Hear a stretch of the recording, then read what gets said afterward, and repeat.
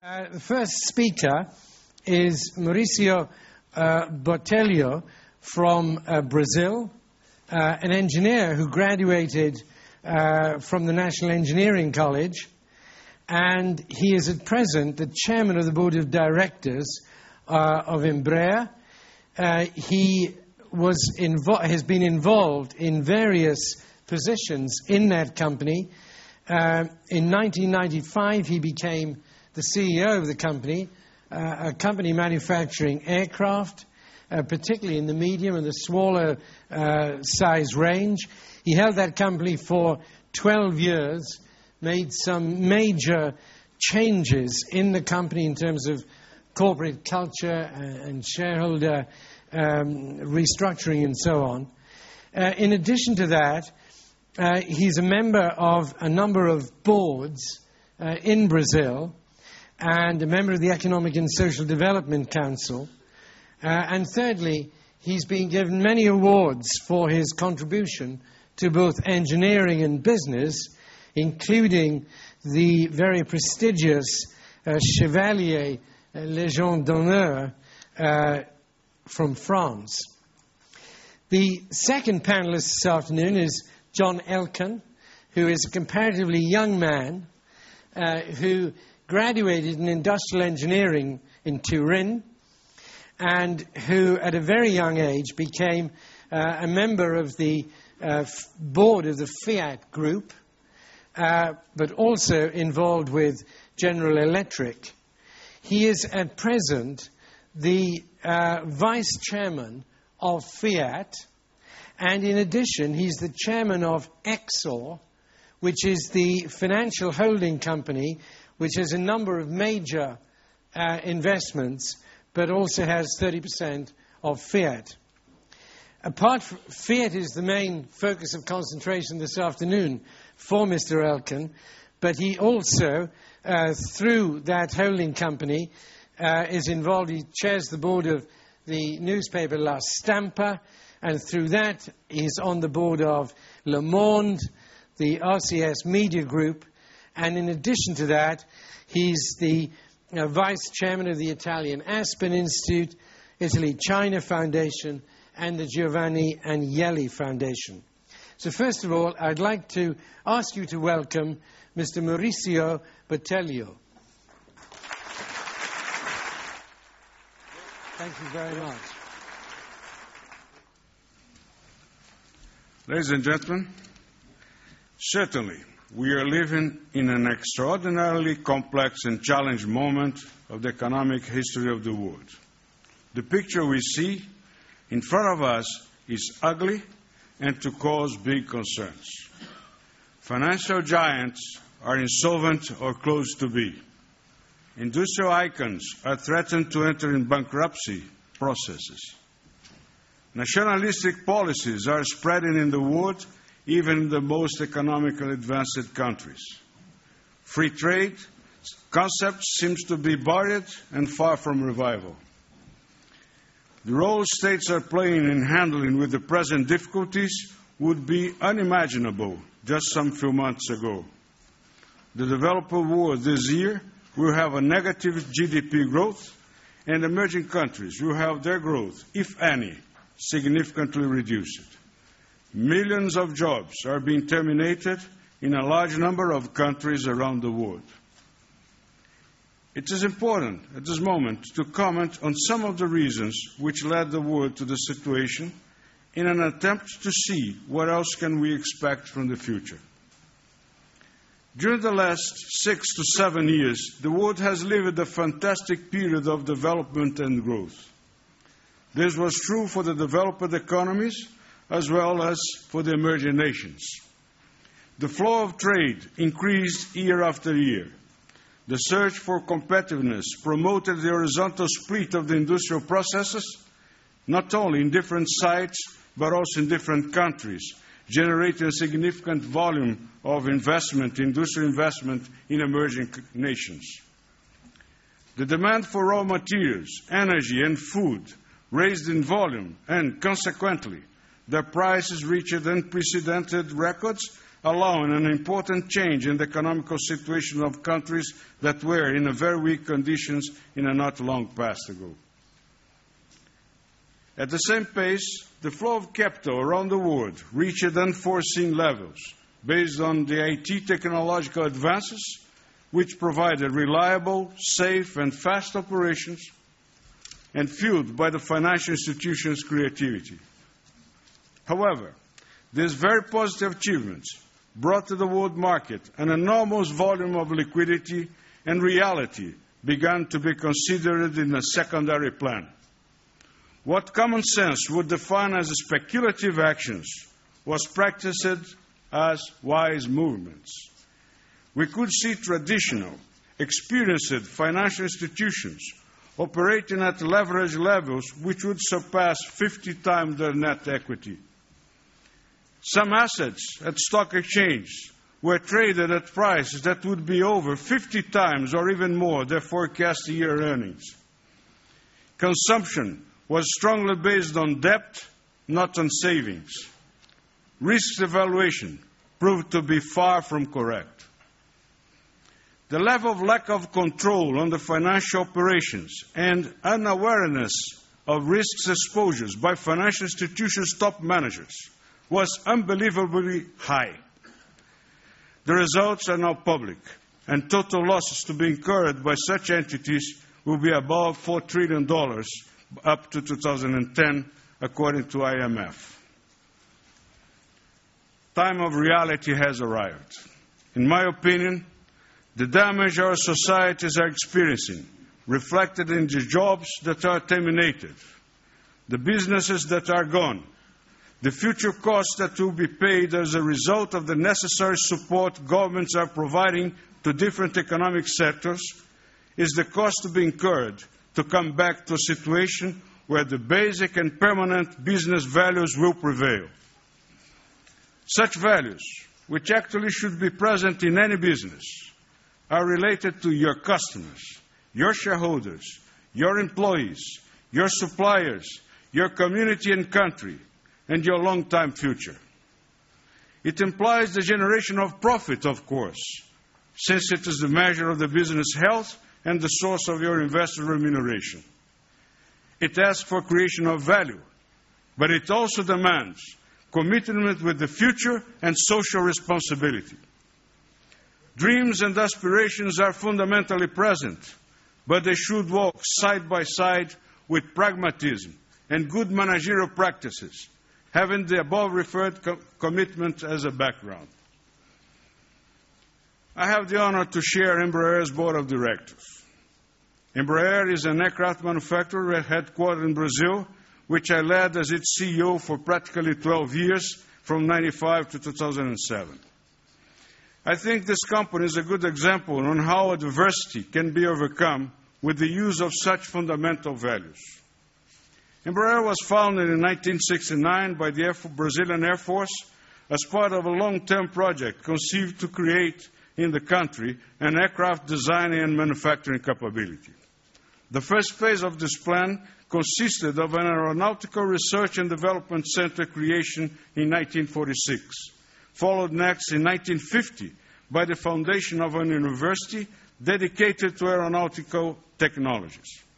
When Embraer came to reality, it could count on a solid scientific and technological knowledge and with generations of engineers originated in that university. The products developed along the 70s and the 80s became world successes. Among them, I mentioned the Bandeirante, a pioneer in the regional airline systems, the Brasileira, a 30-seat pressurized turboprop, the Tucano, a trainer aircraft used by several air forces in the world, including the Royal Air Force in UK and the France's L'Armée d'Air. This achieved success, however, was not followed in the same proportion by the company's own management capabilities. As a consequence, Embraer entered in severe financial and economic difficulties, which led to its privatization in December 1994. The new controlling shareholders successfully merged the existing strong engineering and industrial competences with a modern business culture, which explains in large extent the awesome transformation experienced so far. Embraer, with 20,000 employees, including about 4,000 engineers, and operations in over 70 countries, ranks today among the 4 largest commercial aircraft manufacturers in the world, with jet aircraft ranging from 35 to 120 seats, and a very modern line of executive jets that goes from the entry level to the large categories.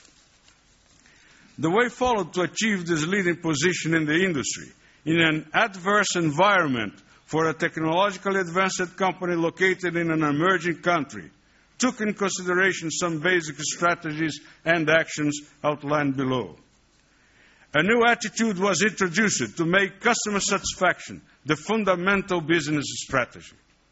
This was a crucial change of culture which only could be accomplished with persistence and determination. Furthermore, a strong service organization was implemented worldwide, assuring quick responses to customer needs. Significant investment in training of the employees was made, and special consideration was addressed to the engineering qualification in creating Embraer's own post-graduation course for engineers. Since 2001, more than 1,000 master degree level aeronautical engineers were graduated in this course, totally sponsored and managed by the company. Innovation was a permanent concern, and in this context, very successful products were developed, with a strong consideration to our customer satisfaction. The efforts towards innovation and R&D represented a relevant volume of investment. Embraer grew its worldwide presence with industrial and service facilities in USA, France, Portugal, Singapore, and China, besides Brazil. It is present also in the centers of political decisions for trade and commerce, since multilateral organization decisions may impact its business. Trade discussions recently held at WTO and OECD are emblematic. Embraer went public in the year 2000 through an IPO in the New York Stock Exchange and Bovespa, São Paulo Stock Exchange, becoming a dispersed ownership corporation from 2006 on. R&D and CapEx investments were fundamentally funded by market solutions, such as the referred IPO, being the relationship with Brazilian international financial institutions very solid. From my comments on Embraer case, I can extract and highlight some aspects which, in my opinion, are very relevant for creating an industrial future. I refer to customer satisfaction must be in the highest level of concern and attention. Knowledge and innovation has to be base elements for your business. Dream, be audacious, but be pragmatic in implementing and evaluating your plans. Governments are not good managers. Hence, consider the present interventionist role they are playing as temporary actions to cure the malaise that has infected the economy. Social responsibility, including environmental protection and interaction with the communities where operations are developed, is a mandatory obligation. So, believe in the market strengths and entrepreneurial spirit of the people. Consequently, educate and train your people to the maximum extent. However, to aspire for an industrial future implies having a sound, reliable, and effective financial system which could sustain businesses in every requirement. Based on the recent turmoil, it is evidently necessary and urgent to build new regulatory structures for the world financial institutions as soon as the uncertainties of today are controlled.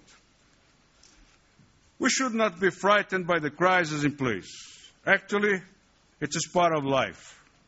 Today, we are facing this very dramatic moment, but certainly the future will bring other challenges of great relevance, which extent we cannot foresee now. I firmly believe that the values we discussed here will always bring strength and capabilities to face any challenge and to create future for our industries and our societies. Thank you very much.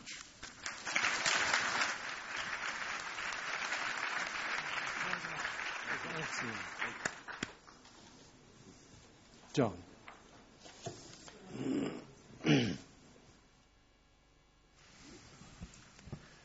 Good afternoon. It's a great pleasure to be here, to be part of this panel, and to see many students to which I feel close in age, coming from everywhere in the world. I will speak to you after having heard plains about cars and what's happening in our industry and what's really happening with Fiat. I just want to go back to last summer in 2008 when we were looking at the world where oil was going to go probably above $200.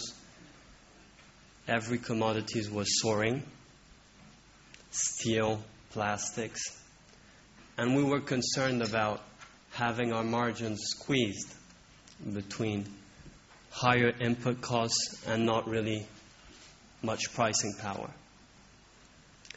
Then things changed drastically, and we ended up having a second half, and in particular the last quarter of 2008, consumer not consuming. And in what we sell, mainly cars, the drops and the speed of the drops has been incredible. So we had to adapt to this situation. And the first thing we did was to really identify not having much we could do on our top line, on revenues, to see how we could take cost out. But then we started thinking, and we spent a lot of time with Mr. Sergio Marchionne, who's the CEO of Fiat, about what was the future of our industry and what was the future of Fiat in this environment. And we went public saying that what we thought had to happen was that our industry had to consolidate, because one of the structural problems we've had and who just increased was overcapacity, meaning that we have today, we're producing 2/3 of what we could produce in the world, and saying that scale was important with a number between 5.5 and 6 million cars. But it's not really about absolute volume. What we really want to do is to try and have convergence to 1 million cars per investment. So basically what this means is that we want to make one investment and make as many cars as we can on that investment. So if you look at our product range, this means in the B segment, where we sell a lot of cars, we can do with the same investment a Fiat Punto to Alfa Romeo Mito, and in between a Lancia Y.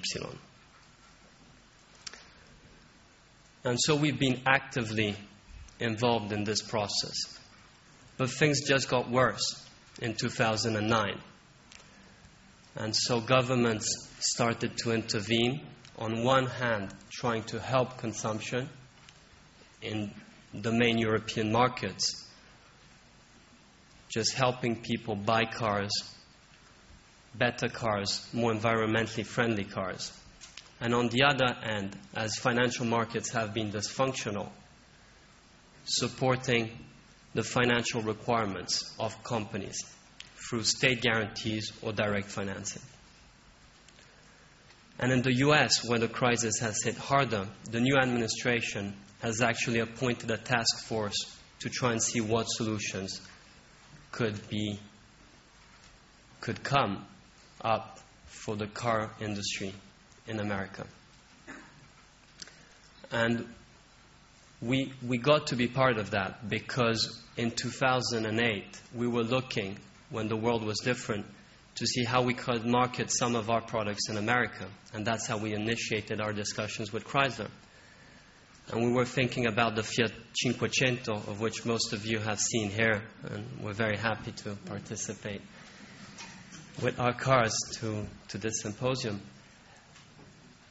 And so we got involved in the discussions where basically, to find a solution, every stakeholder had to come to an agreement and see how there was a sensible plan to make Chrysler a viable company. And so of last week, it was announced by President Obama that Chrysler has a future, and we're very proud to be part of the solution to this future. But as I was saying before, this isn't really solving the problem of volume for us. And that's why we started discussing the opportunity of combining forces with GM Europe and working on a marriage to build a strong European car manufacturer. And this is what we're working on as we speak, where what we think is important about this is that it's much better to work on long-term plans to make our business and other businesses in the car industry viable long-term than try and find solutions which are really about self-preservation and trying to not look at the problems and ultimately not solve them. So what we've learned so far is that to create an industrial future, one needs to be very clear about the issues one faces and address them. And what I want to add to that before closing is that an industrial future and creating an industrial future is about people. And we've put a lot of attention for a family foundation in education because we strongly believe that more people are educated and better educated, the easier it will be to come up with solutions to the many challenges and problems we will have ahead. And the last initiative is an initiative who's exactly about creating industrial future. It's an initiative who started 25 years ago in France, 15 years ago in Germany, and now we're starting it in Italy, called Collège des Ingénieurs, which basically takes in engineering students on a postgraduate, pays them for 10 months, and it's a mix between learning and learning on a job. And the interesting thing is one of the courses is actually taught here in St. Gallen, so, which has a tie to all of you. And some of the students in scientific have been going to the Collège des Ingénieurs. So I thank you all, and I'm happy to answer to any questions. Thank you.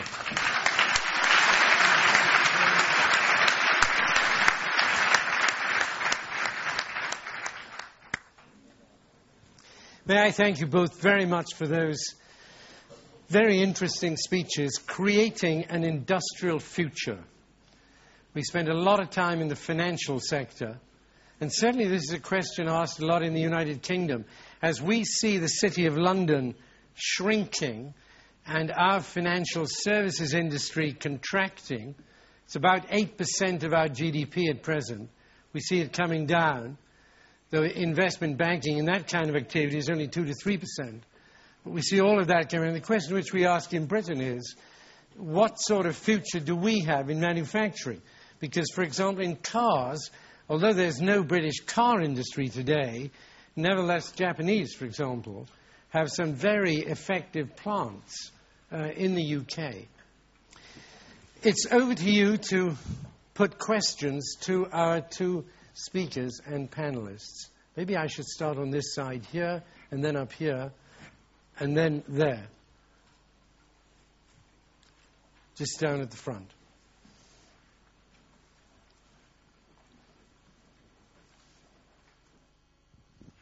Hello. Hi, my name is Nicholas. I'm from South Africa. I thought that since we have representatives from the automotive industry and the developing countries, the question that I had is just for the panel and Lord Griffiths to comment on the environmental impact of millions of Indian and Chinese and developing country consumers having the buying power to now be able to afford to buy cars, such as the classic example of the Tata Nano in India. And also, given that it's currently much more expensive to build environmentally friendly cars, could you comment on that, kind of the environmental impact of that whole situation? I can make a very quick comment myself. It's a subject I know nothing about. So I'm afraid I'm not. Is Sir Partha Dasgupta here? There's a man who's a very well-known professor at the University of Cambridge, who's a great authority in the environment. I just wish he was here, because I'd ask him to join on this question, but he's not. Who should we start with? John. Well, I actually think that environmentally cars should be very light, with very small engines who don't consume much. And so they should be quite cheaper. And in this sense, like the example of the Nano, are good examples of how we can try and motorize countries with environmentally friendly cars. And on the other side, the more the market expands, the more incentives there will be to try and find better solutions, also because that's going to stress very much natural resources, and so ultimately the combustion engine.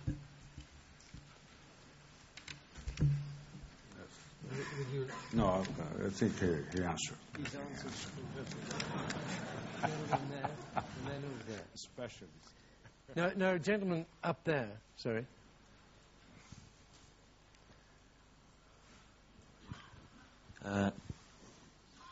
Thank you. I'm a doctoral student from MIT in the U.S. I'm also a member of the research network called the International Motor Vehicle Program, so my question is for John. So our studies have shown that most of the mergers and acquisitions in the auto sector have been failures. Very few successful examples. So why do you think your partnership with Chrysler can be successful? And and specifically, so I just wonder if you already have any concrete plans on your table to guarantee your success. Also, somewhat related, I noticed that both Chrysler and Fiat had been in talks with Chinese manufacturer Chery about contract manufacturing your cars with your badges selling to the developed markets. I just wonder if there are new stories, insider stories, you can share with us. Thank you.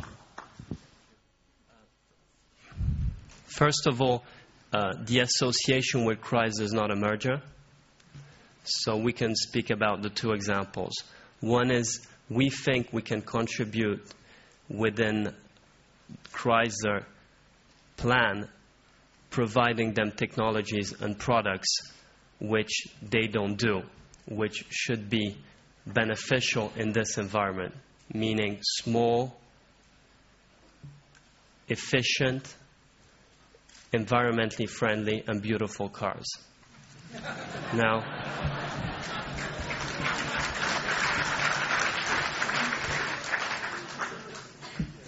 on what we're trying to work in a marriage with GM Europe, we think that scale and converging similar products to a lesser amount of capital is what ultimately will make this industry long-term viable.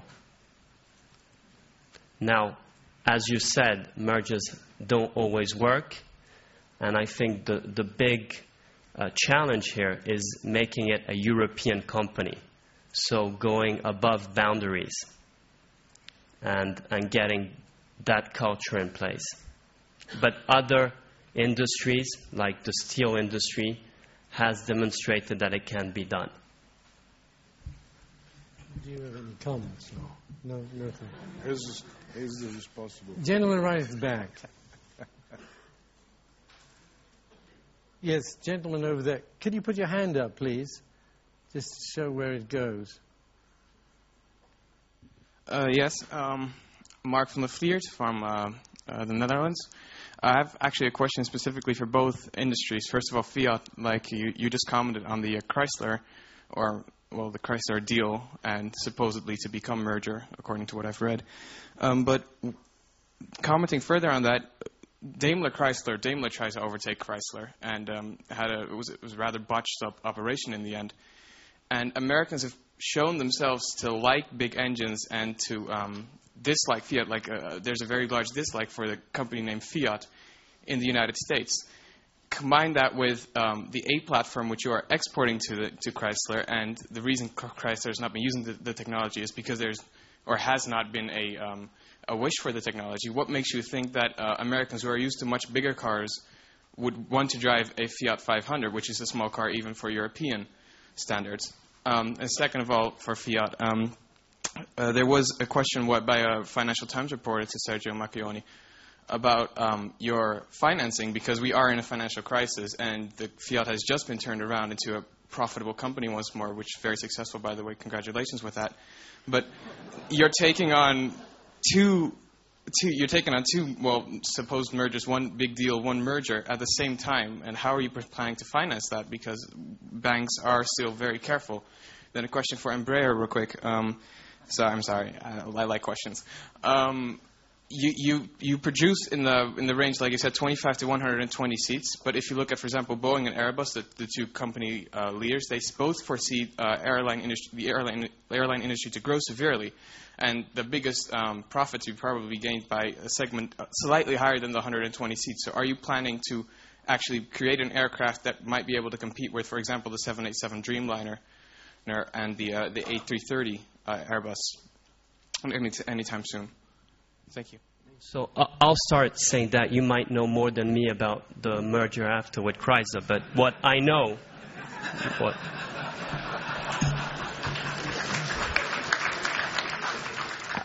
what I know. I just read about it. I'm sorry. It's just Financial Times said that, so I'm sorry. No. But I'm not arguing that. I'm just saying that what I know is that we have an interest in Chrysler, and Chrysler, as you might have read, is self-financed. So the amount of capital financing we're putting in Chrysler is zero. On GM Europe and a potential merger, if it would arise, as you might have read, or you should read, there have been discussions about how state guarantees could be put in place in order to finance whatever car company comes out. So I hope I answered your questions. In respect to the aeronautical market, it is a very large market. It considers hundreds of billions of dollars forecasts for years to come. The existing firm order backlog for all the suppliers is huge. And the key factor to understand or to direct or to lead a company into a new segment, it is less than their own technological or industrial capability, and much more what the benefit it will generate in getting into that niche. The driving factor here is technology. And technology, in terms of aircraft, is not only the material, the sort of material you use, aluminum or composite materials. Trends are for sophisticated aluminum alloys, and others are directing themselves to composites very intensely. But the key point has to do with engines. Engines is the most important issue in an aircraft, and it may promote significant change in the market. If you look backwards to the 80s, you would see in the segment up to 100 seats, you would see the turboprops. Turboprops were sovereign in the skies at that segment. Then engine manufacturers created a jet engine, a turbofan, which made possible the development of a jet to operate with a small load, limited loads, and short range, the regional jet. The regional jet transformed the industry and killed the turboprops. So, in my opinion, we are at the edge of a new change in technology. Environmental demands, restrictions from regulatory agencies in terms of gas emissions, noises, fuel consumption. It is demanding for a new change in technology, engine technology. At that point, opportunities will come up. But when they come up, I guarantee you that we'll not look to the 380, Airbus 380, or the 787. Maybe we can look at the 120, 150 seat segment. Thank you very much. Gentleman here. And a gentleman here.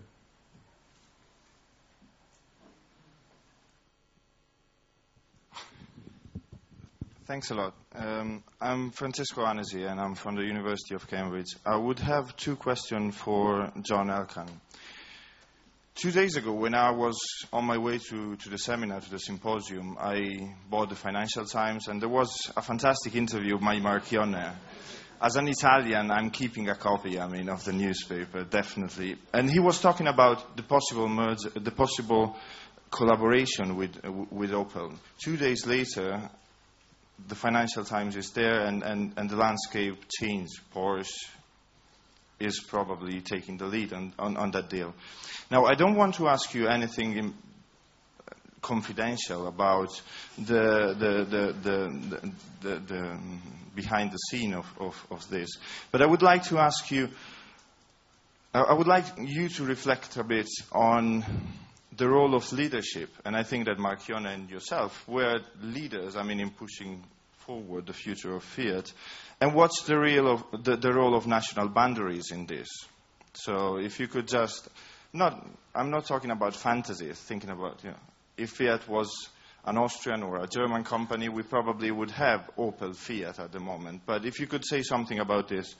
The second question would be on the transatlantic philosophy that Fiat has and had in the past. It was the dream of L'Avvocato to have a cooperation with the United States. And Fiat was seen as a junior partner compared to possibly other senior partners. Now, the wind has changed, and Fiat seems to be now the senior partner with an American companies. And my second question would be, what changed structurally in the markets, and how will the future of Fiat change? How will the future of Fiat change in the future? Thanks. Mr. Botelho will answer.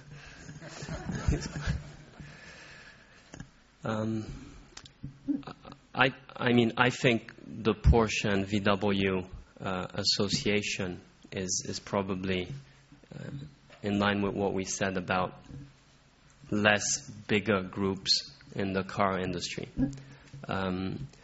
What we're talking about is really a possible marriage between GM Europe and Fiat car businesses. And GM Europe is not only Opel. And so, in our view, the project will work if we look at it in a broader view than just looking at national interests, but we look at it as the creation of a strong European car maker, which ultimately has as the largest market the UK with Vauxhall. The largest plant is in Spain. It has very high-end engineering capabilities in the Scandinavian region in Sweden. So that's what we think is compelling and is the challenge. If we start looking at it only in a national level, then this is really about self-preservation, and we think it won't have a great future. On the other questions about the links with the transatlantic links, I think that there's no junior or senior partner. I think we're very proud of contributing to the future of Chrysler, and the association with them has, in our view, lots of positive in it. And ultimately being able to enter the US market, which has been the largest market for car for cars in the world is an interesting prospect. Thank you. Gentleman just here.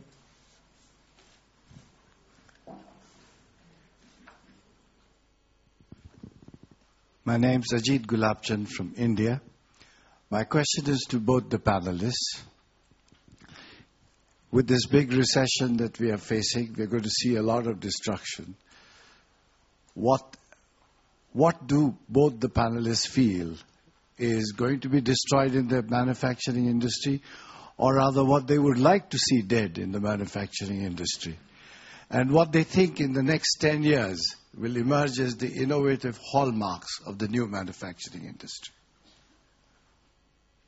Thank you. Well, in fact, this recession is causing severe damage. And in a situation like that, you must be very much pragmatic. You must have the correct evaluation on the situation and take the necessary actions to face the challenges of that moment. Preserving, of course, the vision, preserving this long-term strategy, preserving the fundamental values which are the basis of my speech. What I see is that the market is there. The market today is weak. Weak because people are suffering. People are losing their jobs. They do not have finance. They cannot have credit to acquire anything. So that is a situation of a moment. It is dramatic, yes, indeed it is. But looking forward into the future, we have to look at our own competences. How can we be better in the future than we are today? How can we add value in the future? What will be our customers' needs and requirements in the future? Are they going to be different from today? Probably. Because I think times will change minds as well. So I think that industry is here, of course, to stay because the market is permanent. Nobody will stop flying. It's impossible. As far as the world is going to grow again, businesses will have to be done. Leisure is going to happen. People will take vacations. Traveling is a necessity for modern mankind. So there will be acquisitions of aircraft. And if this is valid for aircraft, I think it's valid for every product. I agree, and I think that what will be interesting is to see how all of this whole situation is going to enable new industries to just start. And probably one of the areas where there's a lot to be done, especially in a growing world, is around energy. And how can we provide source of energy, or better, how can we use less energy to do more?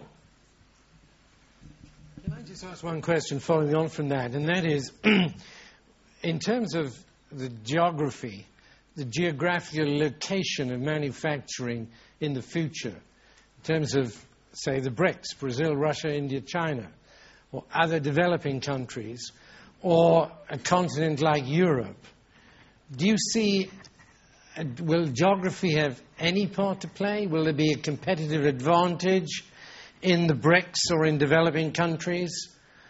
Or will the skill basis of future manufacturing be so high that almost it's irrelevant where it is? John, thank you again. Well, what I think that the relevant issue is cost. It's not geography. If one can have an item manufactured in a certain country at a lower cost, in a way to promote him additional competitiveness, he will have to look at that. But cost is not only labor cost. Cost has to do with a wide range of issues that go from the logistics, the competence, the technology that exists in place, and way to at the very end, you have a final evaluation on what cost we're talking about. So I think that my view is that the trend is to have the split in the industrial process really made not only by sites but for countries as well, because competence are spread around the world, and the search for competitiveness will necessarily make industrialists to think about spreading its production process in different countries. And that really means there is a future for industry in Europe. And I engage in that. Thank you very much. Gentleman there.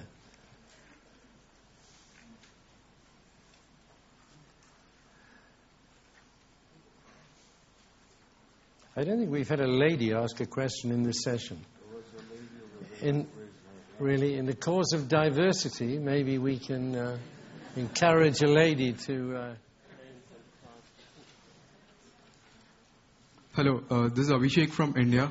I have a question for Mr. Botelho and Elkann as well. In terms of fuel innovation, so in the future, 20 years, especially for the airline industry, what sort of fuel innovations are you investing in, or do you expect the airline industry to start using for saving costs, and also for depending lesser on the volatile oil prices, etc.? Similar question for Mr. Elkann as well. What sort of fuels do you see Fiat investing in for other than the internal combustion engines? What sort of fuels do you see in the future? Yeah, I don't know. I think what we work on is to provide engines who require minimum fuel and transport you the more you can. And then based on which sources of energy they'll be there, we'll provide transportation. So I'm the wrong guy to answer to that questions on fuels. In our case, in Embraer case, we are developing a wide range of investments in terms of new technologies, new materials, new electronic systems, and also in terms of fuels. We already have aircraft which is ethanol fueled, but it is small aircraft. It is crop duster. We're talking about a very small aircraft, which provides additional value for the hinterland operators, because ethanol is available any part of the country rather than aviation gasoline. But there is a significant volume of investment addressed to issues of fuel, gases emissions, and new materials. These are the areas where we are looking at. Thank you very much. Is there a lady? Yes, please. Please. First at the back and then down here.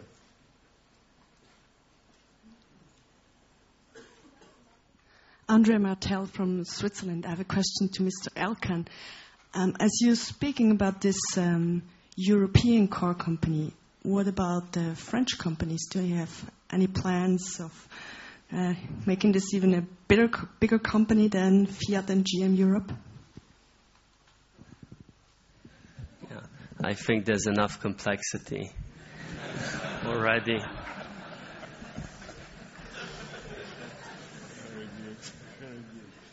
Lady down here.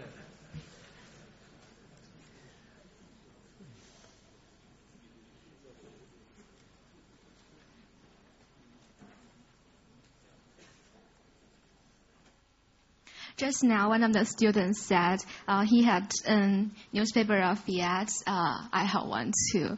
This is the first thing I purchased when I stepped on Switzerland. So I think it is very meaningful for me. It seems that Fiat focus more on Africa and Europe now. So I wonder what's Fiat's perspective in Asia. And I really want to see Fiat in Asia as successful as in Europe. So I want to hear. So for us, the two largest emerging markets in Asia, we have in India a joint venture with Tata, So we have a very good and strong partnership we want to expand. And in China, we have different joint ventures who have not worked, as you know, that well so far. And our ambition is to try and work well. The problem is that if we don't have a real good plan and we can't come up with a good solution to grow in China, then there is a negative effect. So that's why we have been very careful in trying to see how our presence in China can improve. The final question, gentleman up there. I'm Ram from Indian School of Business. This is about the future of regulations. Do you expect a paradigm shift in regulations, especially with the shift in the geopolitical location of manufacturing industry in the world?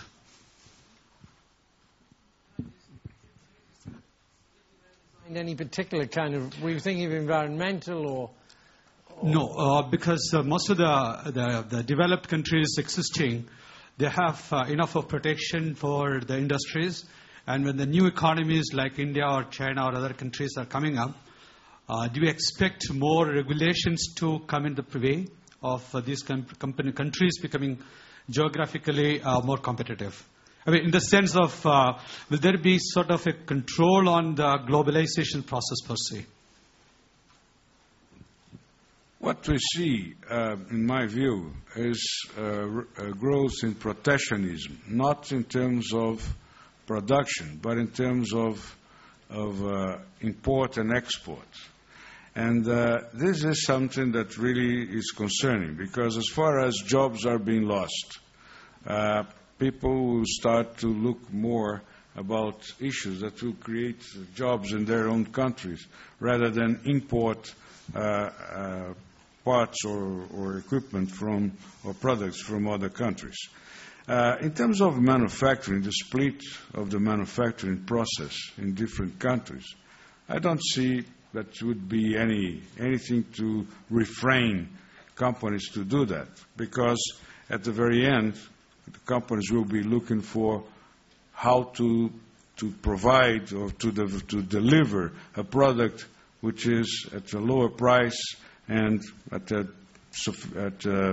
good technology. But what concerns really today, in my view, is the regulation or the protectionism in terms of trade. And this is something that must be fought intensively, because this is not for benefit of a long-term benefit for nobody. I agree absolutely with Mr. Botelho. I'd like to bring this session to a close and say, with the financial crisis and the tremendous build-up over certainly this decade, but really over 2 decades, we've seen an enormous sort of competitive pressure from the financial sector. In Britain, the best people we have from the best universities wanted jobs in the City of London. The industrial sector in the UK has languished. And I think what we're going to see is really a major boost to the industrial sector. The one concern we have in our country is whether at present we have the infrastructure educationally, particularly the non-university education sector, and the development of skills which are intermediate between a traditional blue-collar worker and a graduate, whether we really have the infrastructure to develop that. And I think that's going to be a great challenge in many of our countries. In somewhere like Germany, it's very well established. In certain other countries, it's not established, and I think that is a great challenge going forward. Can I, on your behalf, thank the panel very much indeed.